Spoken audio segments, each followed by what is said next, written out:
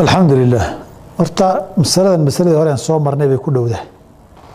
hadaad meesha kaba shaqayso shakigaasina jiro horta hilib xaaraana inaad ka baakada geliso iyo inaad googoyso ood ka shaqaysa ma banaana si aad loogu diyaariya dadkii ku intifaaci lahaa walaa tacaawanuu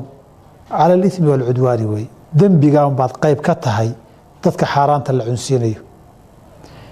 saas darteed maadaama shakiga arrintaa inay saa tahay jirto meeshiina aad ka shaqayso waxaa waajib kugu ah xogta sida loo qala inaad raadiso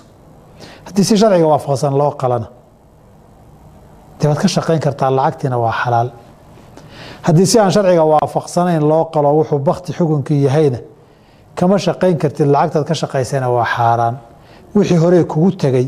ama xaj lagu tegay adigoon ogeyn shacaf allaahu camaa salaf insha allahu istikfaarun baad ilaahay weydiisan xajkaana waa asixi aqala shay wuxuu u badanaya xajkaa noqdaa saxa waa casaawey xajku waa asaxaya xaaraantana waa lagu dambaabayaa haddii hadba sidii ay noqoto baad samayn masalada bisinka in loo qabtay ah masalada bisinka qabashadiisu culimmadoo dhan iskuma raacsana inay shardi tahay isu hilibku xalaal u noqdo adiladu bisinka inuu shardi yahay u badan tahay lakiin culimo badan oo muslimiin baa qabta bisinka qabashadiisa qofka muslimkiihi waa sunno ahlu kitaab iyagu bisin inay qabtaan shardi ma aha taana waxyaabaha xoogeynaya ka mid tahay qowlka bisinku shardi maaha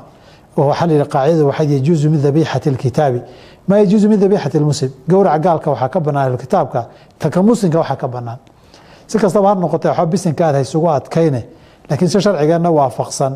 in loo gowracay inaad hubsato ood iska fiirisa waajib bay kugu tahay